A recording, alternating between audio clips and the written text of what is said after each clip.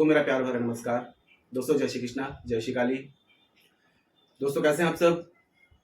उम्मीद करता हूँ खुश होंगे, सुखी होंगे, संपन्न होंगे। जो भी मेरे व्यूवर्स हैं, जो मेरे सब्सक्राइबर हैं, माता रानी कृपा आप लोग पर हमेशा बनी रहे। माता रानी आप लोग की सभी मनोकामनाओं को पूरी करें। ब्लेसिंग हमेशा आप लोग के साथ में है। आप लोग जहाँ भी रहें हमेशा स्वस्थ रहें, सुखी रहें, संपन्न रहें, हमेशा पॉजिटिव रहें, सकारात्मक रहें। दोस्तों आज मैं फिर आपके सामने एक बहुत ही प्राचीन और बहुत ही गुप्त उपाय लेकर के आया हूँ। आप लोग सभी जानते हैं, जो मेरे रेगुलर व्यूवर्स हैं, जो मेरे रेगुलर सब्सक्राइबर हैं, उनको पता है कि मेरे उपाय जो होते हैं काफ़ी प्राचीन होते हैं और काफ़ी गुप्त होते हैं और रिजल्ट भी इनका बहुत अच्छा चमत्कारिक रूप से आता है।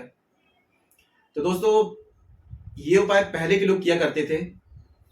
जो अष्टगंध होती है और भोजपत्र होता है और अनार की कलम, इससे यदि किसी भी चीज को, मनोकामना को, पहले तांबे के पात्र में या चांदी में या सोने में और इसके अलावा भोजपत्र में कुछ यंत्र गुदवाया करते थे, कुछ शब्द लिख दिया करते थे, तो जिससे जो भी मनोकामना होती थी वह अति शीघ्र पूर्ण हो जाती थी। मतलब ये जो उपाय होते हैं, प्राचीन काल के जो उपाय हुआ करते थे, इनका रिजल्ट ज्यादा नहीं 11 से 21 दिन में देखने को मिलता है। और आज का जो मैं उपाय आपको बता रहा हूं, इसका भी रिजल्ट आपको 11 से 21 दिन में दिखाई देने लगेगा। कैसी भी आपकी मनोकामना है, कितनी भी बड़ी मनोकामना है, पहाड़ से भी बड़ी है, वो भी आपकी पूरी होगी। बस विश्वास के साथ में करिए, क्योंकि आपका विश्वास जितना स्ट्रांग रहेगा उतना अच्छा रिजल्ट आएगा। जैसे कि मैं लॉजिकली आपको काफी वीडियो में समझा चुका हूं। यदि आप टीवी और रिमोट का कनेक्शन, ठीक है, आपको यदि टीवी ऑन करनी है, चैनल वगैरह चेंज करना है, तो आप रिमोट का इस्तेमाल करेंगे। रिमोट में आपने इस्तेमाल किया तो रिमोट में क्या है, टीवी और रिमोट का एक नेटवर्क कनेक्शन है, ठीक है। अगर रिमोट से आप सेल निकाल देंगे, उसके बाद में आप रिमोट दबाते हैं, तो इनका नेटवर्क कनेक्शन कट जाएगा, फिर रिमोट और टीवी में कोई काम नहीं करेगा। तो बस यहाँ पर जो आप रेमेडी करेंगे, उसके साथ में आपके दिमाग का, विश्वास का, ये दोनों का कनेक्शन जुड़ना चाहिए। सबसे पहले इन दोनों का कनेक्शन जब जुड़ेगा, आपके दिमाग में विश्वास रहेगा, तो ये सेल का काम करेगा। और जब सेल रहेगा तो नेटवर्क कनेक्शन रेमेडी से जुड़ेगा, तो ये वर्क करेगा, है ना। तो मेरे कहने का मतलब ये है कि विश्वास के साथ में करें। कोई भी चीज, हर चीज इस दुनिया में बिना वजह नहीं होती है। अगर ये वीडियो आप तक पहुंचा है, आपने इस वीडियो को क्लिक किया, आप यहां तक पहुंच गए, इसका मतलब ये है कि आपको थोड़ा सा विश्वास है। बस इसी विश्वास को थोड़ा सा और स्ट्रॉन्ग कर लीजिए कि मैं इस उपाय को करूंगा और मुझे इसका रिजल्ट मिलेगा, है ना। तो करना क्या है दोस्तों, आपको, आप जो मैं बता रहा हूं इस रेमेडी के लिए, आप अष्टगंध का यूज कर सकते हैं। अष्टगंध करेंगे तो 100% रिजल्ट आएगा। इसके अलावा अनार का रस यूज कर सकते हैं। स्याही बनानी है आपको, ठीक है, तो अनार के रस का भी यूज कर सकते हैं, या हल्दी की गांठ घिस करके उसका पेस्ट बना सकते हैं। लेकिन अनार का रस या फिर अष्टगंध, ये बहुत ही पावरफुली वर्क करते हैं। और अनार की आपको लकड़ी की जरूरत पड़ेगी। अनार की छोटी सी लकड़ी कट करके उसकी कलम बना लें, और साथ में भोजपत्र। इस प्रयोग को दोस्तों कहा जाता है कि यदि पूर्णिमा के दिन में, या पुष्य नक्षत्र में, या अमृत सिद्धि योग में, या सर्वार्थ सिद्धि योग में, आप पंचांग वगैरह देख लें, इन दिनों में यदि किया जाए, या किसी विशेष पर्व में, दीपावली, नवरात्रि, शिवरात्रि, गुप्त नवरात्रि, अभी तो जैसे सावन, तो सावन में भी कर सकते हैं, क्योंकि सावन सबसे पवित्र महीना है ना। तो इन खास दिनों में इस प्रयोग को किया जाए। आप प्रदोष या सावन के सोमवार को इस प्रयोग को कर सकते हैं। इस प्रयोग को करने के बाद में दोस्तों आपको 21 दिन में इसका चमत्कारिक रूप से रिजल्ट मिलेगा। करना क्या है, आपको एक भोजपत्र का टुकड़ा ले आए, ठीक है, अनार के रस का या फिर अष्टगंध की, अष्टगंध से बना रहे हैं तो थोड़ा सा गुलाब जल डाल करके इसका पेस्ट बना लें, या फिर अनार का रस निकाल लें, उसके रस से कर सकते हो, या फिर हल्दी। मैं सजेस्ट करूंगा अष्टगंध और अनार का रस, इन दोनों का पेस्ट बनाएं तो और भी अच्छा रिजल्ट आएगा, है ना। अनार की कलम आप ले लेंगे। महिलाएं, वृद्ध, पुरुष सभी कर सकते हैं। शर्त वही है, मेरे प्रयोग हमेशा सात्विक होते हैं। नॉनवेज आप नहीं लेंगे, शराब आप नहीं पिएंगे जिस दिन इस प्रयोग को करेंगे, ठीक है। और उसके बाद में आपको क्या करना है, अपने पूजा स्थान में, जिस दिन भी इस प्रयोग को कर रहे हैं, अपने पूजा स्थान में बैठ जाएं। एक पीला कोरा वस्त्र ले लें। वस्त्र पीला आपका रहेगा, कोरा रहेगा। उसके ऊपर आप क्या करना है, आपको ये भोजपत्र जो होगा, भोजपत्र उसके नीचे रख देंगे। पटरा रख लें सामने, पीला कपड़ा बिछा लें, उसके ऊपर भोजपत्र रख दें। किसी पात्र में आपने जो पेस्ट बनाया हुआ है, सबसे पहले, जैसा कि मैं हर वीडियो में बताया, अपने कुल देवता, अपनी कुल देवी और अपने पितरों का ध्यान करें, उनसे आज्ञा लें। आप जिस भी मनोकामना के लिए आप धन प्राप्ति के लिए, रोजगार प्राप्ति के लिए, या फिर जो भी आपकी मनोकामना है, किसी परेशानी से मुक्ति के लिए, कर्ज से मुक्ति के लिए इस प्रयोग को कर रहे हैं। एक बार प्रयोग करेंगे तो एक परेशानी है मनोकामना के लिए। तो अपने कुल देवता को, अपनी कुल देवी को और अपने पितरों को याद करें, ठीक है।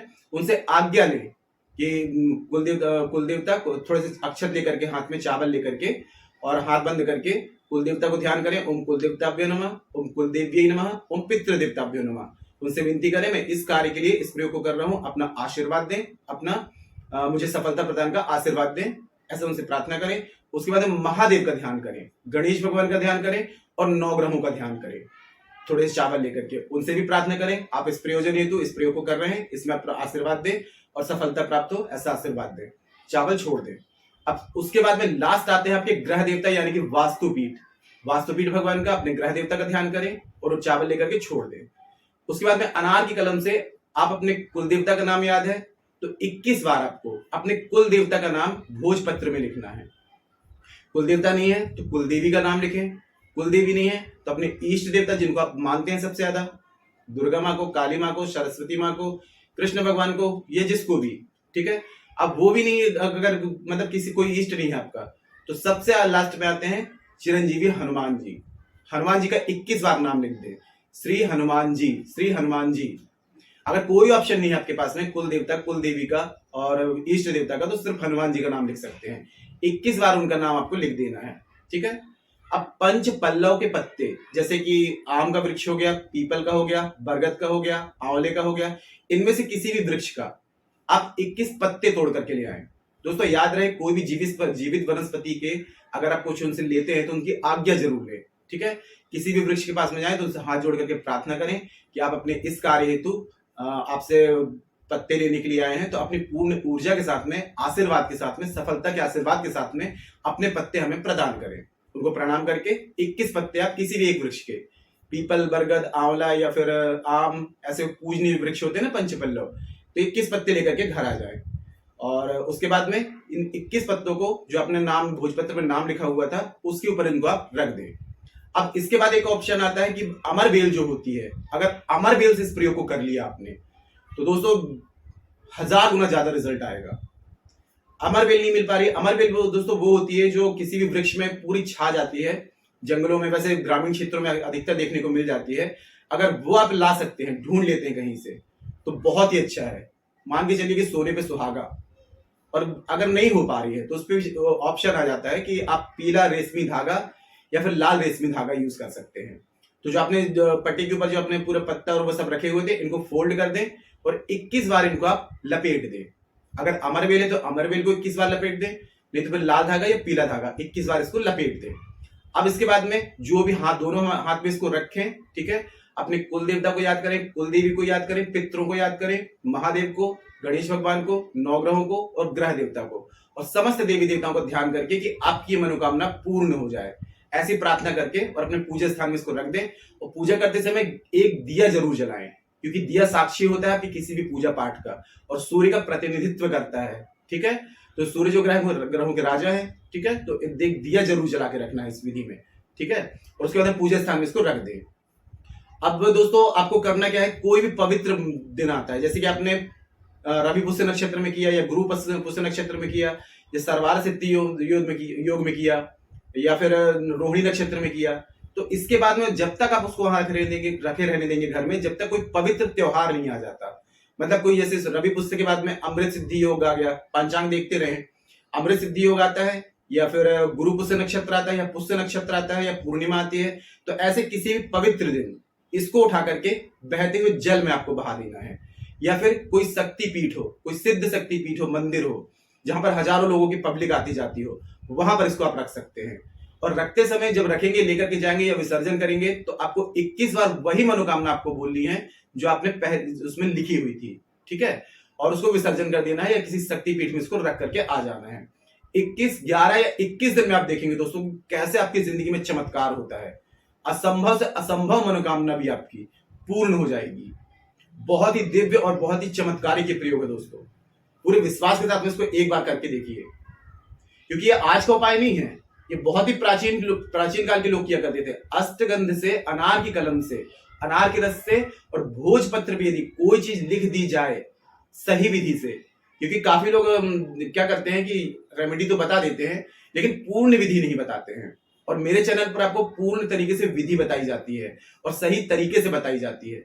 तो यदि इस विधि से इस प्रयोग को आप करते हैं तो आप देखेंगे कि आपको कितना पॉजिटिव रिजल्ट आएगा।